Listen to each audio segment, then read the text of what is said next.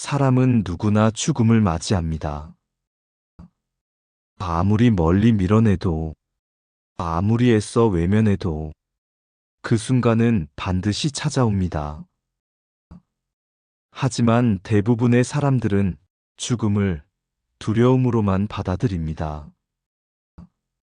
떠나는 것, 잃는 것, 사라지는 것. 그래서 노년이 되어 죽음이 가까워질수록 사람들은 점점 움츠러듭니다. 말수를 줄이고 계획을 멈추고 어느새 세상에서 스스로를 지워가기 시작합니다. 하지만 부처는 달랐습니다. 그는 죽음을 삶의 실패가 아닌 삶의 완성으로 바라보았습니다. 그는 말했습니다. 죽음을 두려워하는 자는 제대로 살아본 적이 없는 자다. 죽음은 끝이 아니라 하나의 문입니다. 이 문을 어떻게 통과하느냐에 따라 그 사람의 삶 전체가 설명됩니다. 죽음을 준비하는 삶은 가장 진실하고 가장 고요하며 가장 품위 있는 삶입니다. 우리는 살아가는 동안 무엇을 위해 애썼는지, 무엇을 남기려 했는지 스스로에게 물어야 합니다. 재산도, 이름도, 지위도 그 순간에는 아무 소용 없습니다. 떠나는 그날 당신 곁에 남는 것은 누구와 어떻게 살아왔는가에 대한 기억, 그리고 당신이 남긴 향기입니다. 부처는 말했습니다. 몸은 사라지지만 향기는 남는다. 그 향기는 어디서 올까요?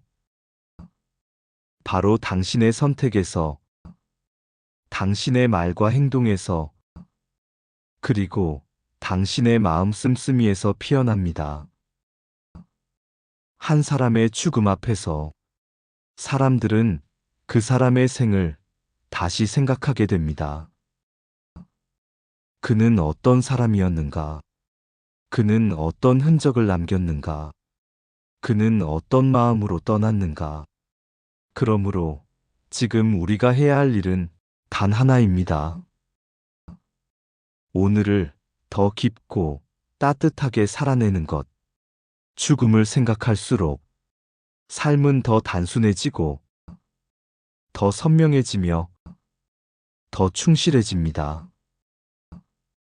나이든 지금 이 순간 우리는 더는 과거를 정리하기보다 남은 생을 어떻게 채울지를 고민해야 합니다. 이제는 남기기 위한 삶이 아니라 비우기 위한 삶을 살아야 할 때입니다. 불필요한 욕망, 끝나지 않을 관계, 오래된 상처, 지나친 자책, 이 모든 것을 놓는 연습을 조금씩 매일 해나가야 합니다. 부처는 생애 말년에 그 누구도 원망하지 않았습니다. 자신의 길을 묵묵히 걸어왔고 떠나는 날까지도 제자들에게 이렇게 당부했습니다. 그대들 스스로를 등불로 삼아라. 삶의 마지막 순간 우리가 붙잡아야 할 것은 외부의 기대나 기준이 아니라 내면의 자등명, 즉 스스로를 비추는 빛입니다. 그 빛은 어떻게 만들어질까요?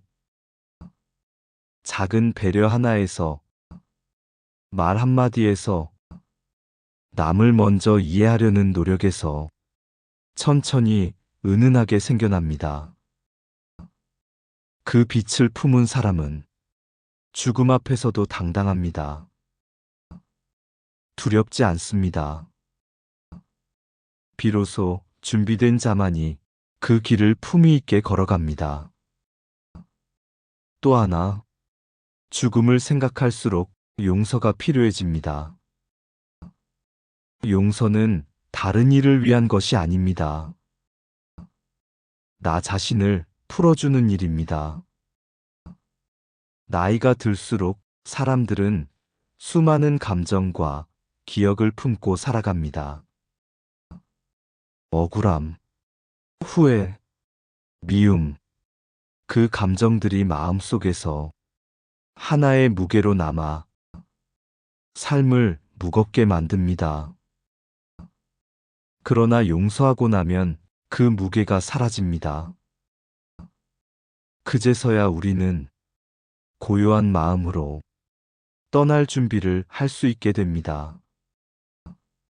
또한 자신에게도 용서를 해야 합니다. 왜 그땐 그렇게밖에 못했을까? 나는 결국 실패한 삶을 산 건 아닐까? 이런 생각들은 죽음을 앞둔 이들의 가슴을 짓누릅니다. 하지만 부처는 말했습니다. 어제의 실수는 오늘의 수행이 될 수 있다. 지금 이 순간 당신이 스스로를 받아들이고 남은 생을 따뜻하게 살아간다면 그 삶은 이미 구도의 길 위에 있습니다. 죽음은 먼 일이 아닙니다. 언제든 올 수 있는 현실입니다. 그러므로 그 전에 정리해야 할 말, 건네야 할 감사, 풀어야 할 오해, 남겨야 할 따뜻한 흔적을 미루지 마십시오.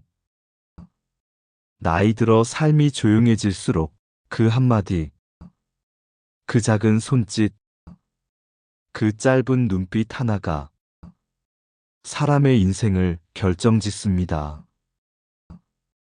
그 모든 것이 당신의 향기로 남습니다. 삶을 떠날 준비란 결국 이렇게 사는 것입니다. 미워하지 않고, 집착하지 않고, 다정하게, 담담하게, 매일을 정직하게 살아가는 것. 그렇게 살다 보면 떠나는 순간조차도 당신은 가장 당신답게, 가볍게, 그리고 아름답게 이 세상을 지나갈 수 있을 것입니다.